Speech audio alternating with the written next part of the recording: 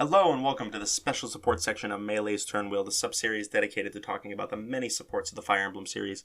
I'm your host, I'm a Melee Kirby, and today we are talking about the Ilian characters Zealot, Trec, Noah, Juno, and Thea.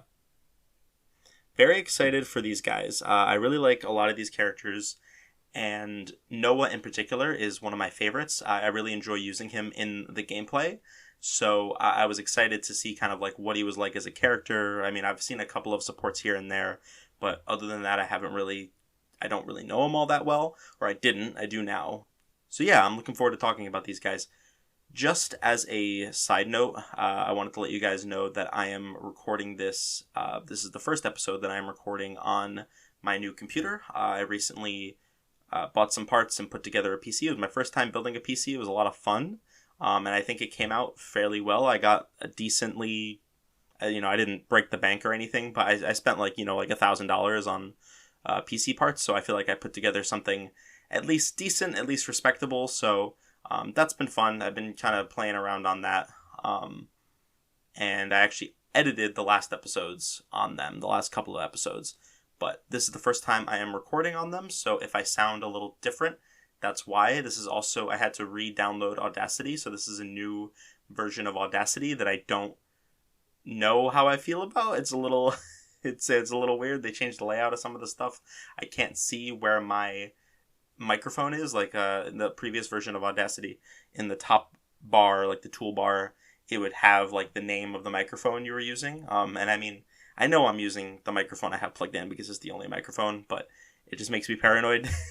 Because I'm looking at the sound waves, I don't know what the term is, but I'm looking at the sound of myself being recorded as I speak, and it looks a little off, but I'm sure it sounds fine. I'll make sure to, correct for anything that's weird or that pops up. So what this means is that I have this microphone in front of my mouth, so I will be able to speak more clearly, more consistently. The volume should be way more consistent as long as I'm not moving around a whole bunch.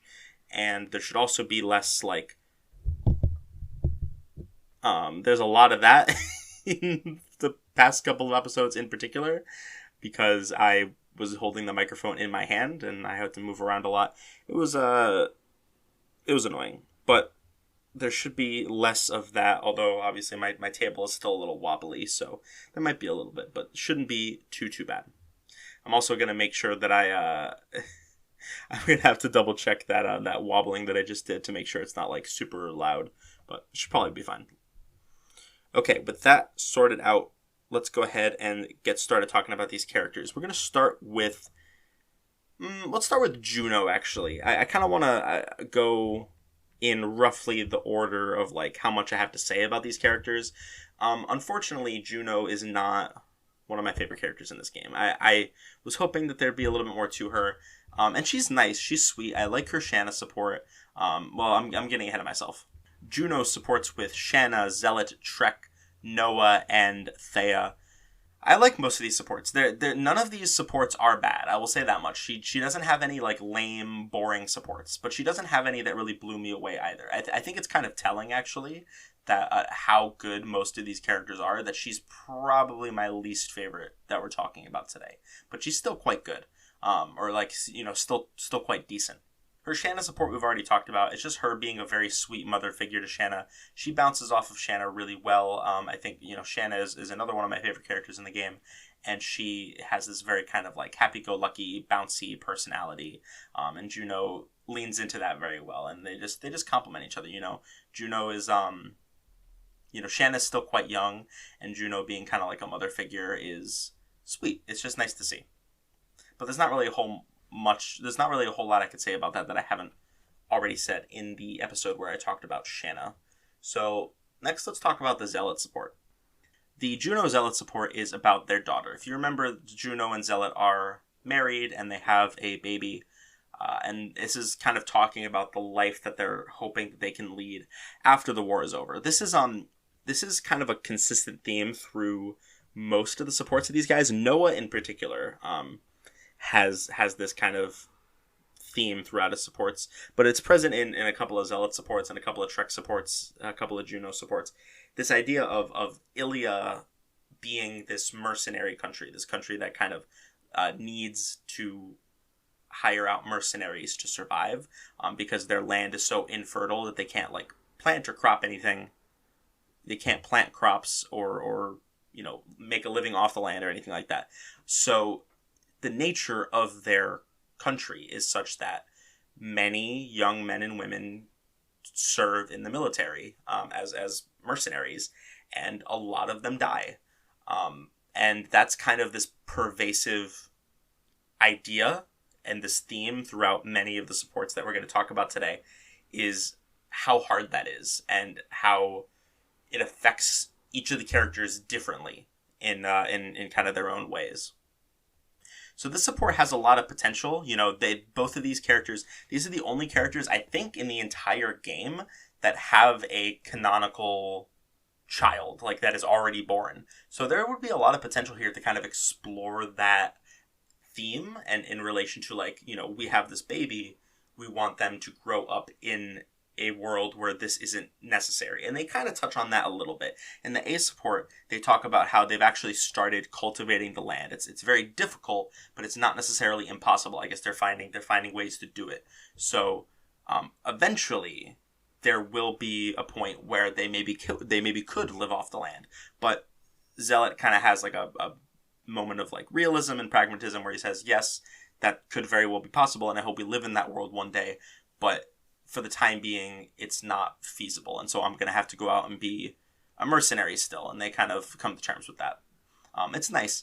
The only thing I don't really like about the support is that Juno gets kind of like housewived in this one, and I mean, it's medieval times, right, and I'm not going to like die on the hill of traditional gender roles or whatever, in a fantasy story set in basically medieval equivalent times.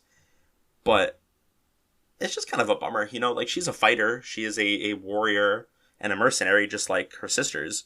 So it just kind of sucks that as soon as she pops a baby out, the conversation pivots to, oh, you are, you have to go raise our child.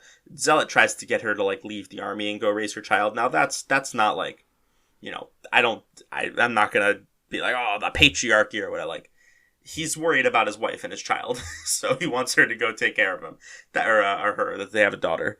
That's fine, right? Like, I don't really mind that part. But then, the A support, they talk about how Zealot has to go out and fight, where Juno is going to stay behind and help be a farmer and raise their child. And I don't know. It just would have been nice if she had said something like, well, I'll be there right alongside you, or something like that, Could have been sweet.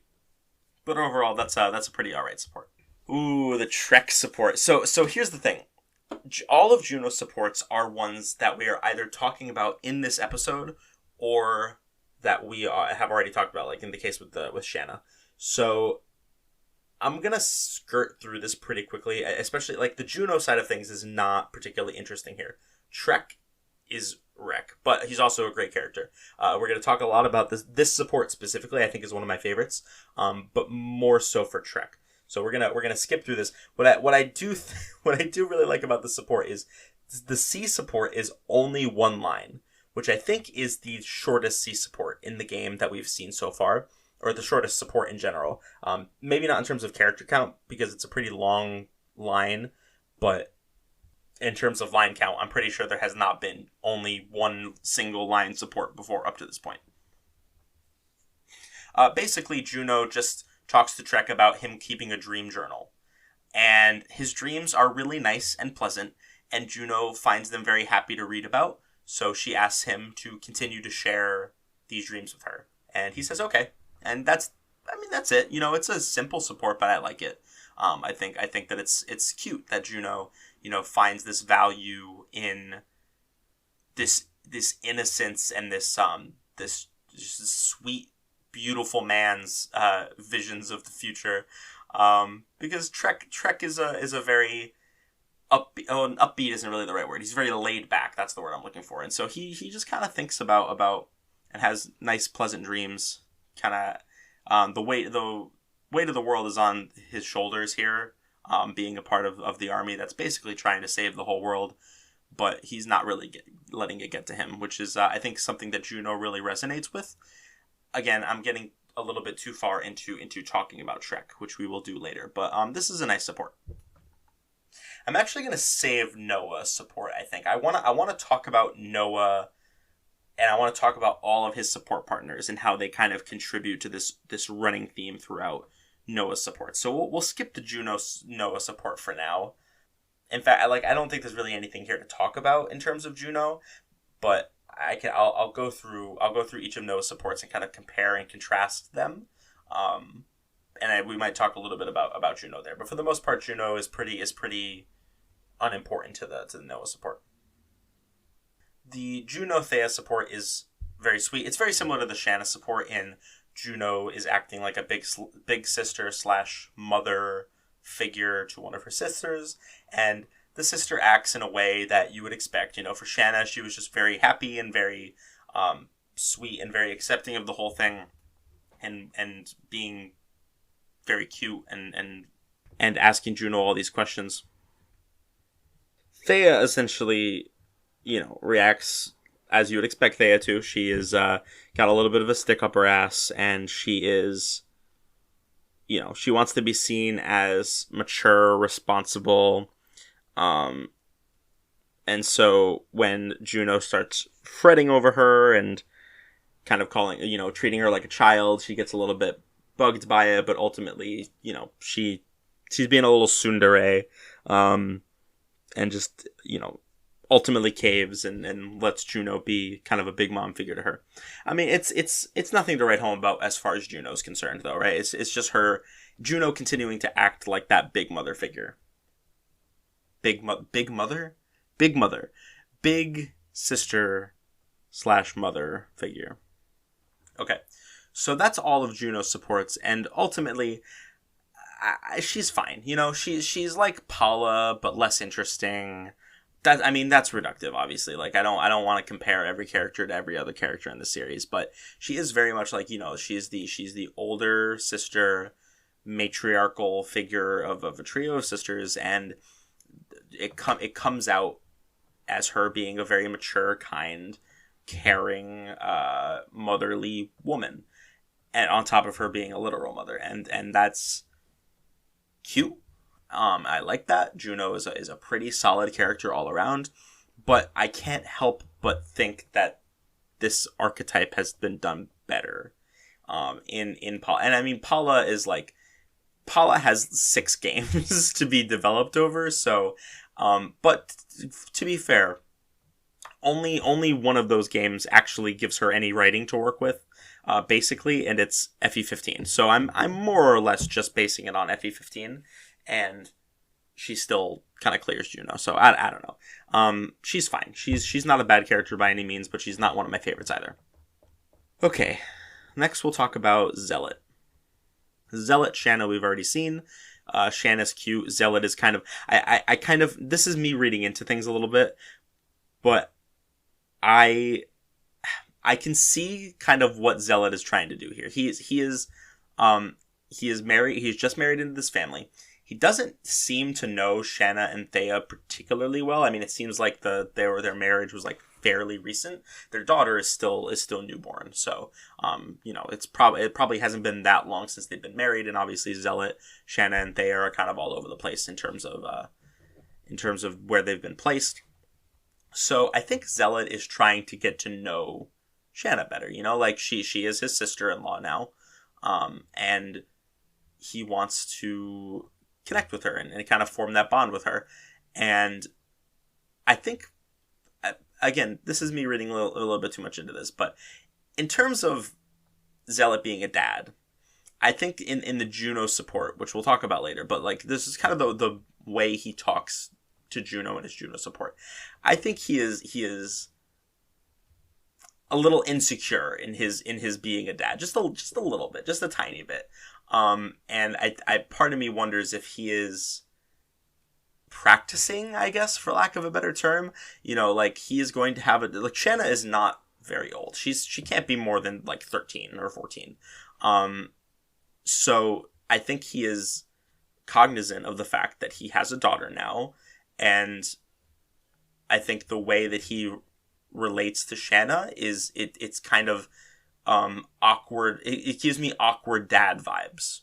You know, I mean, and it's fair enough. Like Juno is, you know, she is her older sister, but practically she's her mother. So in a sense, Zealot would kind of be like a father figure to her. And Zealot, I think, is trying to wear that, but is also like unsure of how to go about it. I don't know. They have a cute little dynamic here together. I like it. It's mostly good for Shanna's character. I went on I talked a lot about the support, I think, in the Shanna episode, because it's really, really good for Shanna's character, if you ask me. For Zealot, it's a little bit, I mean, he's just kind of being funny and kind of like unsure of what to do. Like, he wants to tell her stuff, but then, you know, feels like he's been duped at the end. It's cute. The Trek support is lame, which is a shame, because Trek is a great character, unironically, but this is definitely one of his worst supports. And in fact, this support is like only really good for Trek. I mean, like it's not that good for Trek either. It's probably Trek's worst support, like I said, but it's at least something for Trek, whereas Zealot is just kind of Zealot being like kind of a dad. I mean, it's funny, you know. I think it shows Zealot, you know, kind of like how he talks and how he treats his subordinates in a cute way that I enjoy. But for the most part, it's just Trek falls asleep a lot. That's his character gimmick, and Zealot wakes him up and lectures him a couple times. That's all. That's really all there is.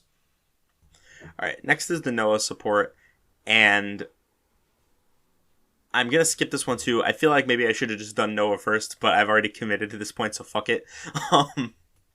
We're going to skip it now, though. Zealot's side of this is pretty good, I would say. But we'll talk more about that when we do Noah. I'll talk about Noah and all of his support partners kind of in relation to how they kind of connect to Noah here, because I think Noah is a great character. Zealot's Thea support is pretty mundane. They're just bonding over them being siblings now, and the fact that Thea really, really, really, really, really cares about Juno. I mean, so does Shanna, but like, you know, Shanna's less reserved about like everything, so she tells Juno, like, I love you all the time. Thea is a lot more shy and a lot more, I guess shy isn't really the right word, but reticent, and is very kind of unwilling to show her emotions for the most part. So she really, I like this support is all about how like she really is thankful to Zealot for making her sister happy, basically, and being someone in her sister's life that makes her genuinely very happy. And they give a little Juno, well, I guess it's backstory for all three of them, but their parents died when they were very young. Juno had to take care of them. Juno had to live the life of a mother at such a young age. And Thea is extremely grateful. So, and she thanks Zealot for being such a good husband to Juno. It's cute. Nothing to super write home about, but I think it's a nice, we're getting ahead of ourselves and talk about Thea, so I'll hold off on that. But for Zealot, it is what it is. Zealot, and the last one is the Juno support, which we've already talked about. Anything here really that I want to say? I think it's fair that Zealot's being kind of pragmatic here in terms of the fact that, you know, Ilia being a land that could be cultivated and have crops is not something that's going to happen overnight. And I think the fact that he's kind of willing to say that instead of just blindly holding out hope for something that's not realistic, I think is kind of characterful. And he wants to protect Juno and his daughter, which seems fair enough to me. But for the most part, he's not that good. He is certainly a character in Fire Emblem The Binding Blade. He is all right. He's fine. I think most of his supports are very mundane, and unfortunately, I think his Trek support in particular is the worst Trek support. You know, Trek has so many banger supports, which we're about to talk about. We'll do Thea next, actually, but yeah, I don't know. Zealot's not really winning any awards for me. He's probably, I said Juno was this, but I think I wasn't really giving her enough credit. I think Zealot is probably my least favorite character that we're talking about in this episode. He's not great. He's just kind of okay. All right, next up we have Thea. Oh, I forgot to mention from Zealot, he supports Shanna, Trek, Noah, Thea, and Juno. The usual suspects, most of these guys have the same supports with everybody. Thea's supports are ones that we've actually all looked at already. She has Alan, Shanna, Zealot, Klein, and Juno. So Thea's Alan support is cute. There's not really a whole lot to dissect here. I don't remember if I mentioned this for Alan, but what I think I did. But in the Alan side of this is pretty interesting because he is kind of like a meathead throughout most of his other supports. But I think in this support it kind of shows that he's actually quite intelligent in terms of like battle strategy. Maybe not like strategy, but like battle. The difference between strategy and tactics, right? I think Lance is a good strategist, whereas Alan is a good tactician, if that makes sense. The Thea side of this is not particularly interesting. What I will say is that, she kind of spends the support being invested in him not dying, which I think is just kind of like, most people would want or just like some miscellaneous guy that they know and work with to not die. So I didn't really think much of it at the time, but I think in the context of knowing that her parents died on the battlefield when she was very young, you could very easily read that angle into it, right? Like she sees this reckless fighter and she thinks, oh, you're going to get yourself killed. They don't really delve into it at all at any point, though, other than she seems to be developing feelings for him by the end of the support, and eventually she says like, I'll get your backs, can I stay by your side so that you don't die and that I can help keep you safe. That's really the closest that they get to doing anything interesting with this. It could have been cool if maybe she was like, what would happen if you died, like do you have anybody you're leaving behind? Exploring that insecurity of hers a little bit of like being off put by someone who's so willing to put themselves in harm's way despite the people that they're leaving behind. They never really do that at all in this support or any other support, which I think is kind of a missed opportunity. I would have liked to see more of that, but it's all right for what it is. It's not anything crazy. And as far as romance supports go, I like my cute sappy romance supports, and this isn't a particularly good one of those either, to be honest. I do think it's cute that Thea can't really bring herself to say how she really feels, which is very in line with the character. But, other than that, it's all right. It's a fine support as far as Thea is concerned. The Shanna support we've already talked about. Just Shanna being goofy and fun and wacky and silly. Thea being very uptight. And the two of them kind of clashing over that. It's fine, it exemplifies. This is probably her character distilled into like its purest essence, where she's very uptight, she's very rigid, but at the end of it all, she does have a good heart and she cares about her sisters very much.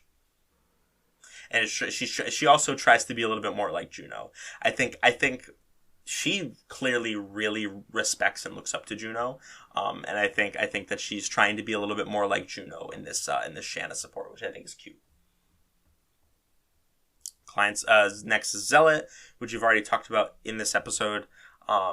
Again, it kind of goes into her respect and admiration towards Juno and how much she cares about her. Nothing really to add to that, to be honest. The Klein support is, again, we talked about it already, and I think this one is this is another kind of cute romance support, although I do think this one is a bit better because she does confess to him by the end. I also think it's cute that Klein calls her out on being so reserved and not just saying outright what she means. I think that that's a good counter to her kind of like reserved, reticent nature, which she desperately needs to kind of break out of a little bit, because she seems so. The potential here is so good because she seems like the building blocks are there for such a good character. She's. I feel like I'm just describing Katria, which maybe this is for the best then. I don't want them to just like repeat Katria, but she lost her parents at a young age. She could have some insecurity about losing people and people who are willing to put themselves in harm's way. She could have, there's a lot you could do with her trying to be more like Juno, when really she needs to be more like Shanna. She's still like a pretty young girl, so she should be trying to like live her life to the fullest instead of trying to take on all this responsibility and be this mature person. I think you could very easily read that as her feeling like she needs to mature quickly and grow up quickly so that she can take that burden off of Juno. And I think that's a very easy assumption to make. But they don't do anything with it. They don't say anything. they don't call out how. No one ever asks or like talks about why she is this way, which I think is such a shame, because I feel like there's so much there that's like ripe to dig into, but they just never do. I think people, an exploration of why people are the way that they are, is interesting. It doesn't always work out, like if you do it sloppily, it could come across as like if there's a character gimmick, right, and you do like a sloppy explanation of why that character is the way they are. Camilla comes to mind, right? Like, oh, the concubine wars. That's why she's such a fucking fetish archetype. It's I don't want that, obviously, but they could do something with this, right? And they don't really. I don't know. I'm getting ahead of myself. I said that I really liked all these characters and that I was excited to talk about all of them. I just like Thea is a good character. I do really like Thea. She's just I just feel like she has a lot of wasted potential. But the client support is very good. And the Juno support we've already talked about. This would have been a good time to do this, to do the whole, like, oh, let's talk about how Thea is trying so hard to be mature and responsible so that she doesn't burden Juno. Like it would have been a great opportunity for Juno to be like, you can be a kid, you can still be like a teenage girl, and it's fine. Like don't feel like you need to hold yourself to this incredibly high standard. But no, they just don't do anything with it. But anyway, yeah, that's Thea. She is certainly an okay character. I like her. I don't love her, but I like her. She's nice. All right, now it's time to get to the Michael Jordan, LeBron James of this special support section episode. We have Trec and Noah, who, upon reading the supports, have become two of my favorite characters in the whole game. We're gonna start with Trec. I think Trec. Honestly, I think Trec and Noah are really two sides of the same coins. They feel more like a Christmas Cav duo archetype than Alan and Lance do in terms of their personalities. And what I mean by that is Trek is so laid back and is so he takes a minute to like really appreciate the smaller things in life, which I think is neat. And Noah gets so caught up in the bad. And they complement each other really well in that regard. Trek is very lackadaisical and has this mentality of like, well, everything will work out. Whereas Noah is so caught up in his own brain of like, what if it doesn't? And I love that. So let's talk a little bit about that. So the Zealot support for Trek is, like I said, pretty boring for Zealot. I do like for Trek, the A support is, I think this is one of the only times in the entire series this happens, if not the only time. But the half of the A support is just a dream that Zealot is having, or that Trek is having, rather. So Zealot tells Trek to stop sleeping on the battlefield, basically, and that's the C and B supports pretty much summed up. The A support is Zealot coming over to Trek and saying, you've been doing great. You've been doing awesome. You're such a cool dude. You can sleep whenever you want to. And Trek's like, hell yeah. And then he wakes up and Zealot continues to lecture him. It's cute, and I think that's a good window into what Trek is like. He just wants to do what he wants to do. And he doesn't let it get to him, like he's gonna sleep, he's gonna dream about cool shit happening, and that's gonna be that, and it's gonna be based and epic. All right, now we get to the Trek Noah support, which is honestly one of my favorites in the entire game. So Trek and Noah spend the Cease support talking about what they used to do in Ilia during quote-unquote the break, which I assume means like they were on one mission and then they returned to Ilia for a little while and then they got hired again. So they had a little bit of time in between missions where they could just chill out and do what they wanted. Trek fished. And he just says, like Noah asks what he was able to catch, and Trek says nothing. But it's fun to sit there staring off into space holding the string. And Noah sarcastically, I assume, says, you really live life to the fullest. This is like it's so like Noah goes through a whole character arc in this support chain, which is like it's not unheard of. A lot of characters get development over the course of their supports, but this one is like so simple and I really like it. So he sarcastically says, you really live life to the fullest. And Trek kind of just ignores him and asks what he was doing, and Noah kind of deflects and says nothing much. And I don't know that we ever find out what he was doing, but I might be wrong. The B support is Noah asking Trek about a guy named Casus. Casus, he and Noah and Trek, I can't speak tonight. Trek and Noah go on a little trip down memory lane to kind of talk about this Casus guy. I guess he forgot his weapon on the first mission. He didn't have his horse. He was walking around on foot. He was just a complete screw up, and they spent some time kind of reminiscing about that. And then Noah says he's dead. He was hired by Byrne and he died recently. And he and Trek kind of spend a moment talking about that. And Trek kind of brushes it off and says, well, we're for hire. It happens. And Noah says, yeah, I guess you're right. And then the A support sees Noah really contemplating the future. And he hates this life that he's forced to live. To kill and potentially die just to make a living. He hates that. And he doesn't want that to be the life that his kids and his grandkids need to live.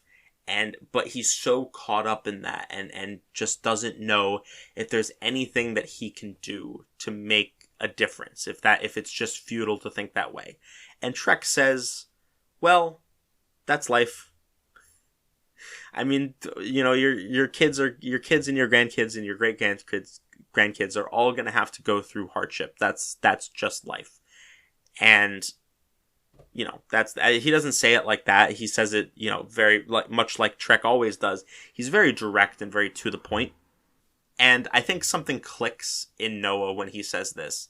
And he asks Trek if he can go fishing with him the next time that Trek goes fishing. And I just think that's cute.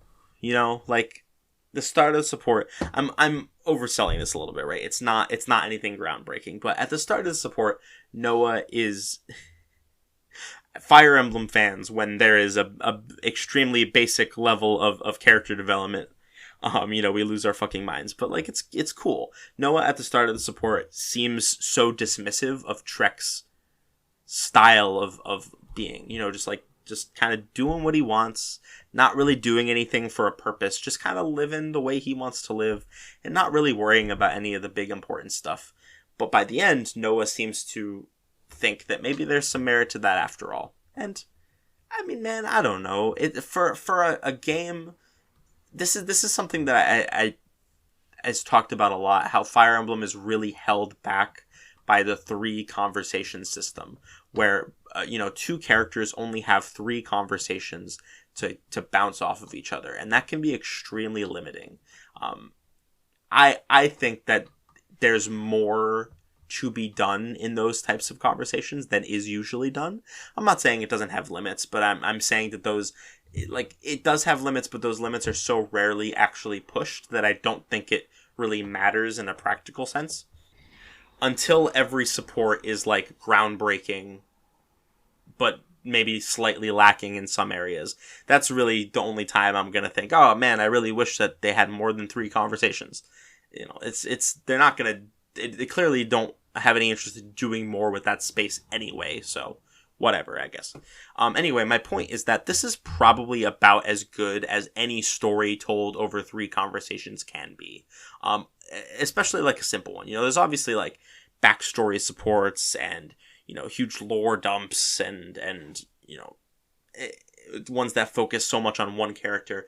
But this is just a nice, simple story between 2 very different people bonding and getting to know each other, and one of them learns to see things more from the other one's perspective. And that's nice. That's just a nice style of support that I wish was used more often, and it's not usually. But I spent a lot of time talking about this one support, so I'm going to go ahead and move on to Trec and Gonzalez. So Trec and Gonzalez introduce themselves to each other, and Gonzalez repeats Trek's name like a whole bunch of times. And he's saying that he's doing this so that he'll remember Trek's name. Gonzalez is not a very smart individual. He's kind of like caveman level intellect. So he doesn't think he'll be able to remember Trek's name if he doesn't repeat it a whole bunch of times. And Trek's like, oh no, you're being ridiculous. Stop saying my name so many times. But then by the end of the conversation, he has forgotten Gonzalez's name. So maybe Gonzalez was onto something here. Now the B support, not to be shown up, Gonzalez has also forgotten Trek's name. They have just both forgotten each other's names, and they're starting from square one. And then the A support is Trek has once again forgotten Gonzalez's name, and Gonzalez introduces himself again for the 3rd time, and then Trek goes to introduce himself, and Gonzalez says, "Your name, you wreck." So he gets his name wrong, but Trek says, was it? Now that you say so, I think you're right. So he forgets his own name, and that's just such Giga Chad energy, and it's simple, but I like Trek a lot. Trek is an extremely static character. He is like a black hole of bad vibes, like as in the bad vibes just get sucked in. You cannot have bad vibes around this man. He forces the good vibes to come out of you. Another support we see here with Milady. Milady, you know, expects him to be off-put by the fact that she's from Byrne, but Trek just doesn't care. And he says, this is one of my favorite quotes, he says, "It's not like people from Byrne have 7 ears or anything." Well, no, I only have 2. See? So we're all brothers and sisters, you know? Do you think so? Yep. That's the end of the support. I just, you know, I like it. Trek's a cool dude. He doesn't see Milady as being any different from himself just because she's from a different country. That's just, you know, they're all brothers and sisters in the great human race.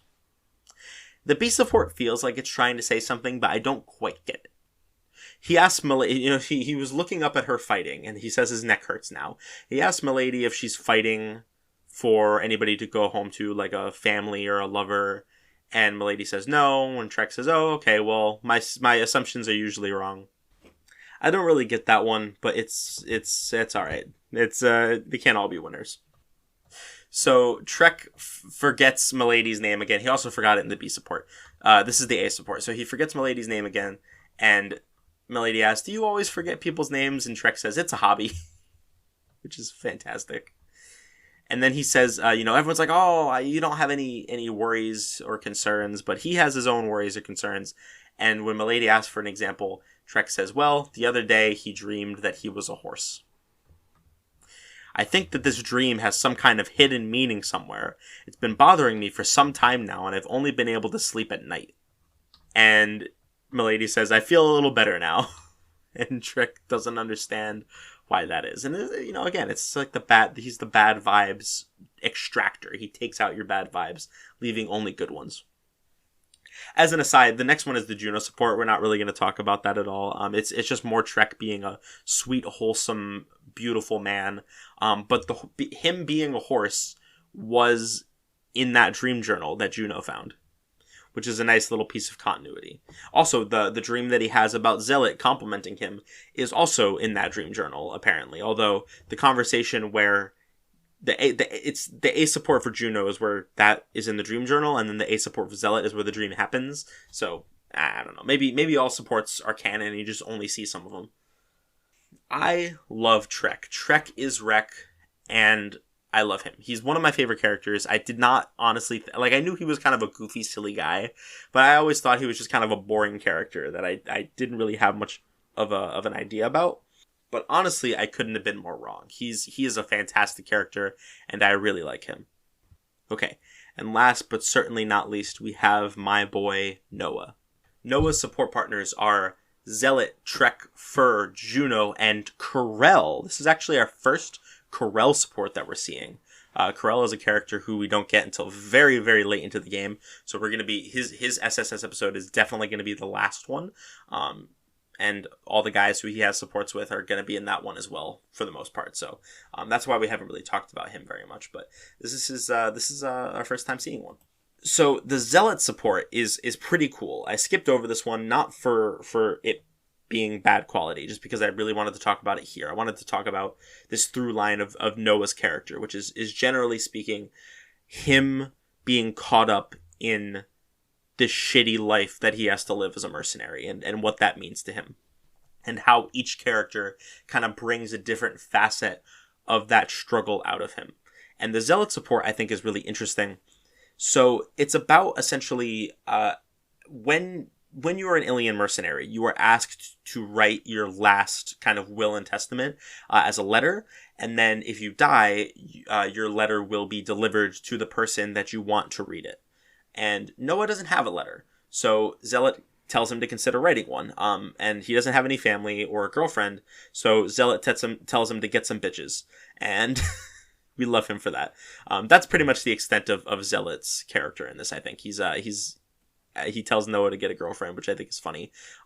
Zealot really does take on a very kind of fatherly vibe to these two, I think. Noah doesn't really have anyone who he wants to deliver that letter to, though, so he hasn't even bothered to write one. In the B support, he comes to Zealot and says, I've changed my mind, I want to write a letter, and I want this letter to be delivered to you. Noah is extremely grateful to Zealot for how much he's helped Noah and Trek, and also these guys named Grant and Seeks, who never come up again, but I assume are like comrades in arms, or they were like knights under Zealot's command. Noah kind of muses over the fact that maybe they were hired by Burn, and Zealot says, well, even if that's true, there's not really anything we can do for it. We give our blood and get money in return, is what Zealot says. And Noah kind of prods Zealot for what he thinks about that, and Noah kind of lets some of that insecurity about that life that he's forced to live show here. He says, nobles from other nations say that Ilias sells death for a living. They say that we are vultures attracted to blood and decaying meat. And Zealot says that it doesn't bother him because it's a fact that they couldn't survive without war to be waged, because they don't have anything else to live on, frankly. And this A support is really good. This might be one of my favorite single support conversations, not the whole conversation, but the specific support level. It's one of my favorites in the game so far.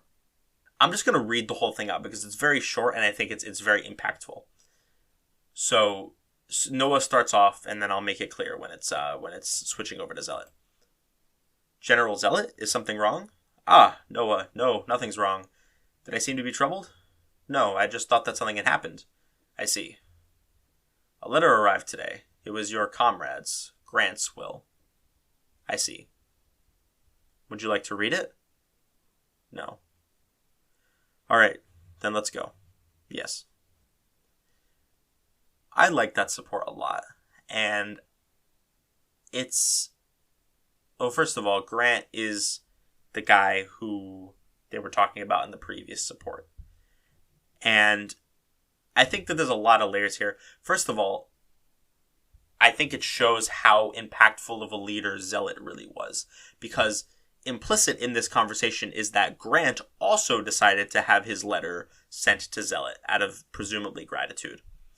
But I think what's also really interesting here is that Noah decides not to read it.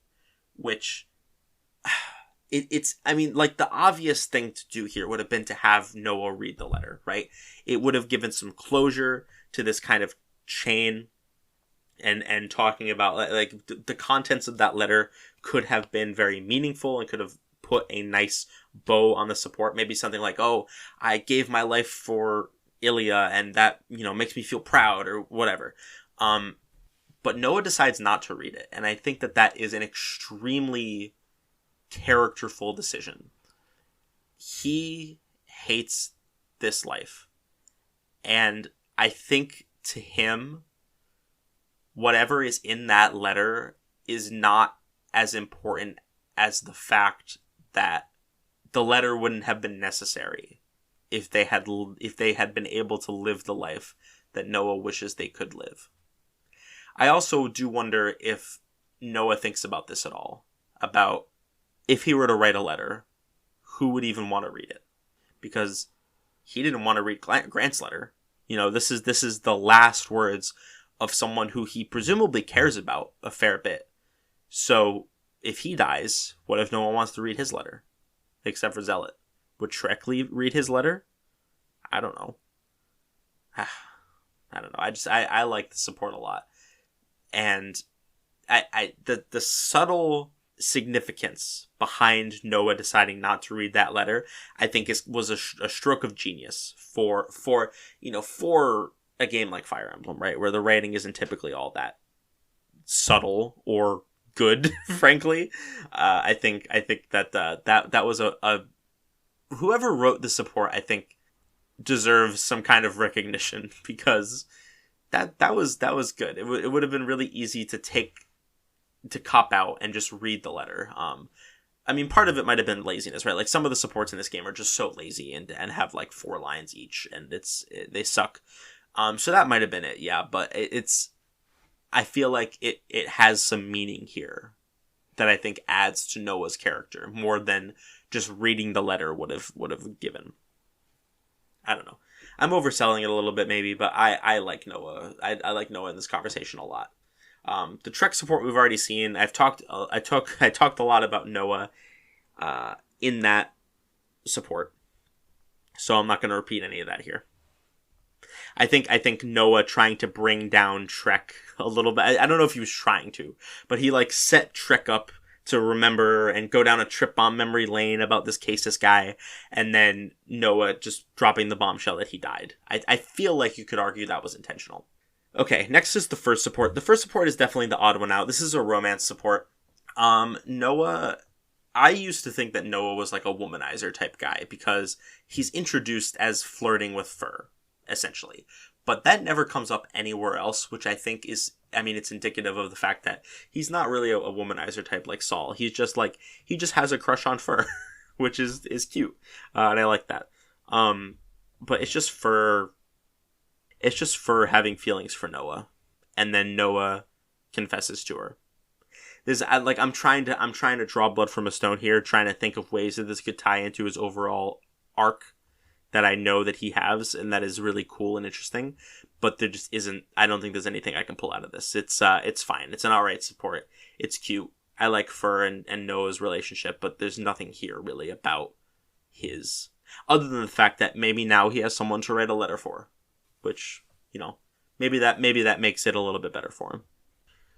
Juno support is next.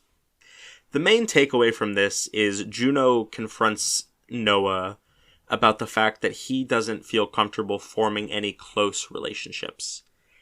And she questions him on that and says, like, is it because you don't want to go through the pain of losing that person? And Noah basically says yes. And Juno says, maybe one day you'll change your mind. It's pretty simple, but I think again it's a little bit of a weak example, but it definitely still does tie into this idea of Noah. I think you could easily tie this into the Zealot support, right? He doesn't want anyone to write a letter for. He doesn't want anybody to write that letter for. He doesn't want to open somebody else's letter, which is what Juno is kind of suggesting here. But he doesn't, when she asks, is it because you don't want to suffer from losing that person? He doesn't say yes. What he says is, I wonder. It is easier to just avoid getting close with anyone. The tighter the bond, the greater the suffering when that bond is broken. And to me, that doesn't mean yes, necessarily. I mean, maybe she's partially right. But I also wonder if Noah doesn't want anybody else to have to open his letter. And I think he sees that as an inevitability. When I skipped over this in the Zealot support, actually. I meant to mention this. But in the Zealot support, he says, I'd like to express my gratitude to you when I die. Not if. When. Noah is so goddamn hard on himself and so caught up in the whole war bullshit that he sees his own death as an inevitability. And I think that he wants to avoid getting close to people because partially, like Juno was saying, he doesn't want to have to suffer when he loses that person. But I think more than that, he doesn't want anybody else to suffer when they lose him. And here comes the blood from that stone. The fact that he is able to get past that and to confess his feelings for Fur, I think is meaningful. You know, I think that shows that maybe he's starting to come around a little bit. His first support and his Noah support, his Trek support, I feel like are kind of the quote unquote good ending supports, where he realizes that maybe he's worrying too much. With Trek, he realizes maybe I can just take things easy and lay back and not worry so much about what I'm doing in the future. And with Fur, he falls in love with somebody and realizes that, yes, maybe one day I will die, but I'm willing to take a chance on this person. I want to check Noah's death quote. This is actually the first time that I've had any desire to check a character's death quote. Let's see what that looks like, and if it adds any interesting context to his character. No. His death quote is, "Ugh, well, I have done my best," which is boring. No, I can't. I don't expect them all to be bangers like Prince Marth tell them I did not run, which is maybe the single best line in the entire series. But I was kind of hoping for something like, I guess maybe I should have written that letter or something like that. I don't know. Oh well, it was worth checking out at least. But I feel like Noah's consistent arc here is really interesting. And then finally we have the Corel support. The Corel support is Noah talking to Corel about a person by the name of the Sword Saint. The Sword Saint is kind of a local legend. It might not be a local legend. It might be just like a legend about a guy who goes around and helps people. He's a swordsman who goes around and helps people, basically. And Noah says that once when he was very young, there were some bandits who attacked his village, and the Sword Saint happened to be nearby and came in and saved everybody and killed all the bandits and then left immediately.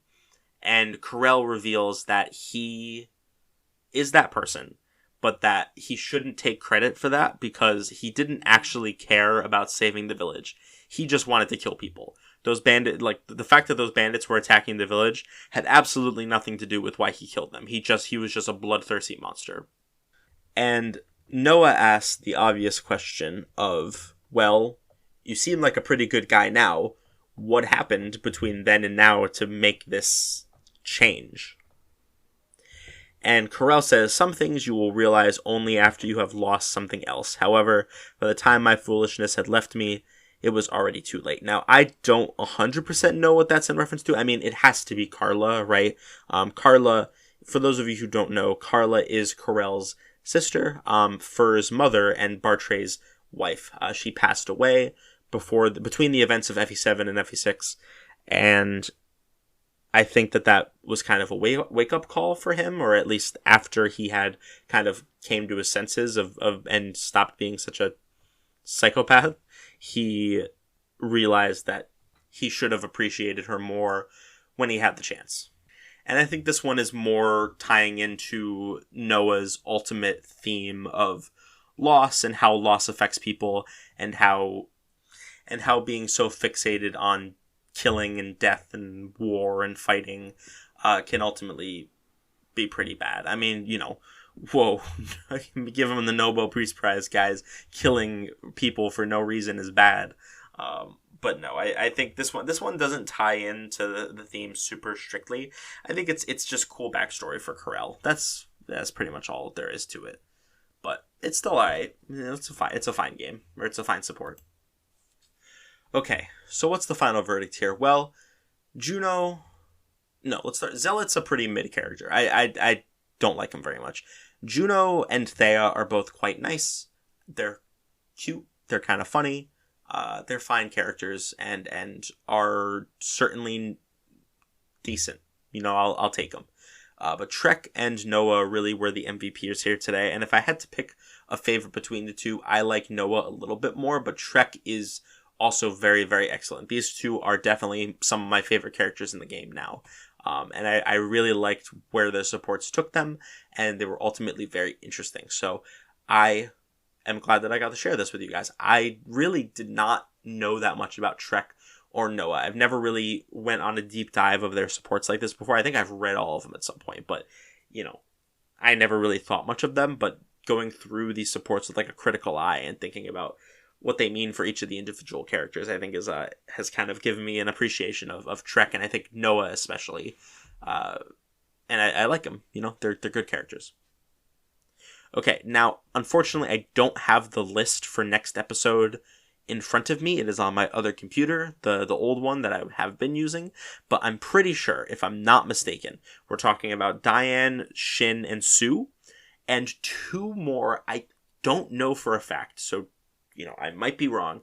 I want to say Nime and Yoder, but that might not be correct. We'll have to see. If that ends up not being true, obviously you'll know by the time the next SSS episode goes out. But in the meantime, I hope you all have a great rest of your day, and I'll talk to you all next time. Bye-bye.